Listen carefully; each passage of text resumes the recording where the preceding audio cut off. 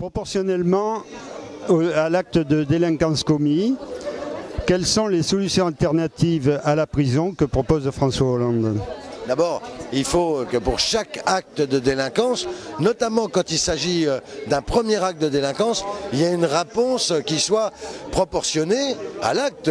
La sanction, elle doit être proportionnée à l'acte. Il ne s'agit pas de mettre en prison un voleur de pommes, mais elle doit être proportionnée à l'acte, mais surtout elle doit être rapide.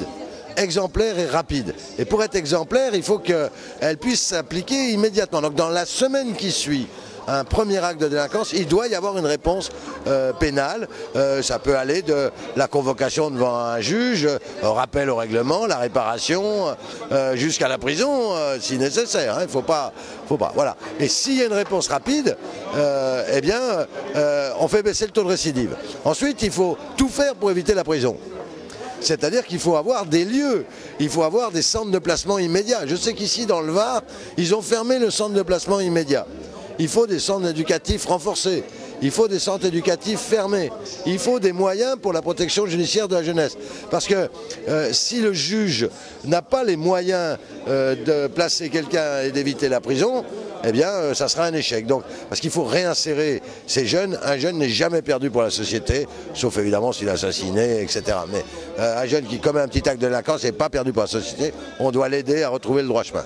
Comment allez-vous pouvoir garantir en France une réelle égalité dans les territoires, enfin en matière de sécurité ?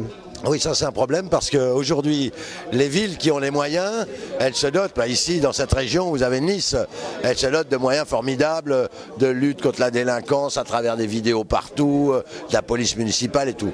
Et puis dans les endroits où on en a peut-être le plus besoin, les communes ont le moins de moyens.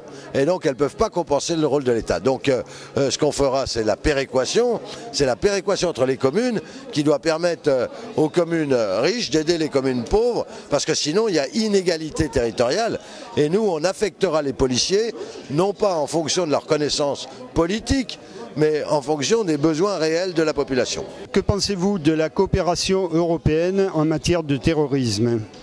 Alors justement ça c'est une vraie question, il faut la renforcer, il faut échanger, mais il y a beaucoup de choses qui se font qui ne sont pas connues aujourd'hui.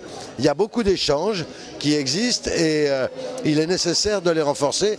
Et la France doit participer à toutes les réunions d'information et d'échange parce qu'on voit bien que le terrorisme n'a pas de frontières.